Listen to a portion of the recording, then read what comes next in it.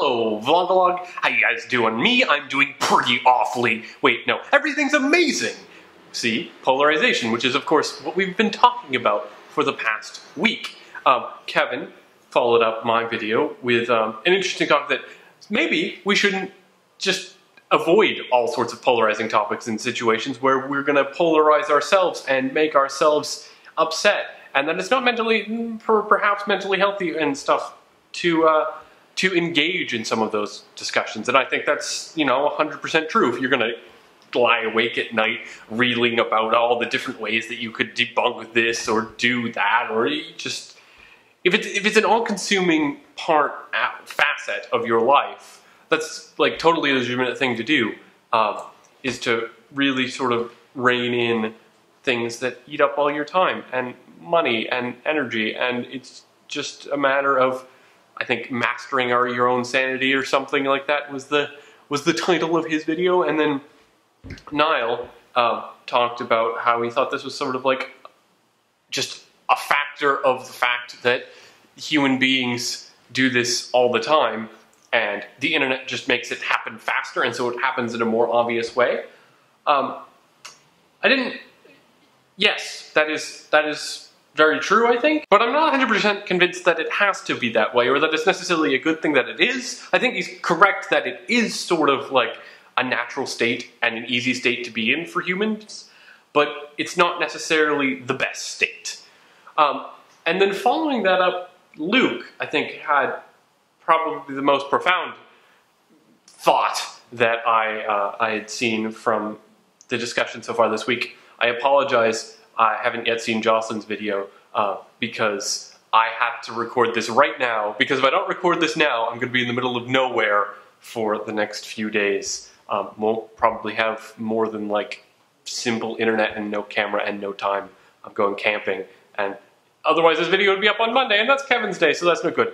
Sorry, Jocelyn, I apologize. Anyway, Luke had a very interesting thought and sort of sparked something that humans are quintessentially lazy, and they look for easy ways of accomplishing things. So the quicker you can refine someone's beliefs and morals and thoughts and ideas down to single point particles, the quicker you can analyze them, and the quicker you can either agree with them and perhaps keep listening, or more importantly, disagree with them and then disagree with everything that they think. Because for most people in our lives, we just consider them point particles. We just consider them sort of an amalgamation of their thoughts and ideas, and some of those amalgamations of points and thoughts and ideas we agree with, and we listen to those people, and we respect the opinions and other points and ideas that they come out with.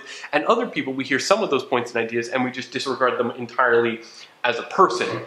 And that's like majority of the people that we deal with in our like daily lives. We just kind of try to condense them down as much as possible, when in reality humans are, as John Green says, very, very complex people, and we need to imagine them complexly. Otherwise, we just wind up reducing everyone to these point particles. And we do imagine some of the people, like our parents or our close friends, or just people we've known for a really long time, we eventually do not even imagine them complexly. We just know so much about them that they become very complex entities, or they become mentally complex entities, and then we can respect, like, okay, I understand you have this differing opinion. It doesn't really affect my overall view of you, because my view of you is made up of more than just your opinions. Whereas for a lot of people, we just think of them as this like constellation of opinions. And the sooner you identify some bad opinions about them, the less you have to worry about them and the less you have to think about them. And I think that's sort of a fundamental reason why we try to find these polarizing issues, because they're very easy for us to quantify, and make it very easy for us to undergo human interactions and all that stuff like that. So that's my thought on that. I may be crazy, but anyway, let's scale it back. We're not going to be so heavy this week. I want to talk about something a little bit interesting and a little bit free-form and a little bit open. I think it'd be really cool if this week we all took a word. Just choose a word. It has to be a very particular word, I suppose, that you feel very strongly about, either positively or negatively about, and just speak about that word. For instance, I'm going to speak about the word carefree, because I hate that word. It doesn't make any sense at all, basically. Here's why. When I think of the word carefree, I think of running through a field of flowers with my arms spread like an airplane and catching butterflies in my net and just lying down and eating cucumber sandwiches and absorbing the sun and the temperature being perfect, and I just don't have a care in the world. But that's like a really boring thing, right? Like, if I actually didn't have a care in the world, would I be going to, like, a field full of butterflies? No, that doesn't make sense, because I wouldn't care for the butterflies. I'd be a very boring, silly person if I just had no cares. If I had no cares in the whole world, I'd just lie in bed and do absolutely nothing and just die of malnutrition because I don't care for food. And I get called carefree from time and again because I'm pretty good at not appearing stressful. I have a very good non-stressful mask, I like to say.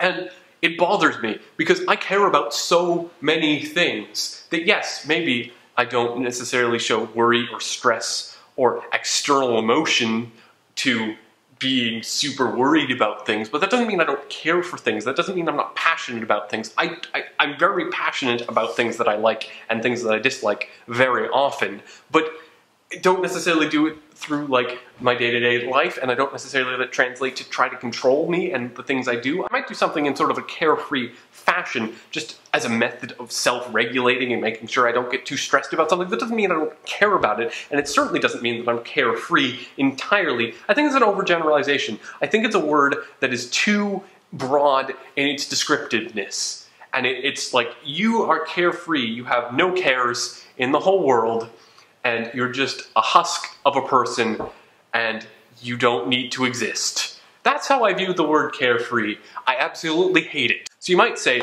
that I care an awful lot about the word carefree. Kind of. Ironically, is ironic the right word? I never know anymore. People say, like, ironic. I don't know, someone can go on about ironic. I don't know. Maybe there's something there. Who knows? Anyway, I look forward to hearing about the words that you guys dislike or like. And maybe we'll all learn something about words and talking and writing and stuff like that, because we all need to communicate, and we all do so a little bit differently. Anyway, I'll see you guys next week. Have a lovely week. Bye!